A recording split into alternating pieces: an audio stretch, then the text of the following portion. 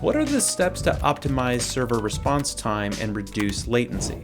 Optimizing server response time and reducing latency are both vital components of improving website performance and user experience. Here are some key steps to help you. Step 1. Assess current server performance to identify any potential bottlenecks. Conducting a server performance audit allows businesses to pinpoint areas that require improvement and understand the factors contributing to slow response times. Step 2. Consider upgrading to a more powerful and efficient server or hosting plan. Investing in a server with better processing capabilities and ample resources can significantly reduce response time and handle increased traffic efficiently. Step 3. Optimize website code and database queries. Minimize unnecessary code, remove redundant database queries, and use caching mechanisms to store frequently accessed data, which reduces the server's workload and improves response times. Step 4. Leverage content delivery networks, CDNs, to distribute website content across multiple servers worldwide. CDNs cache and deliver content from the server nearest to the user, reducing latency and improving loading speeds. Step 5. Enable compression for web assets like images, CSS, and JavaScript files. Compressed files are smaller in size, resulting in faster data transfer and reduced server response time.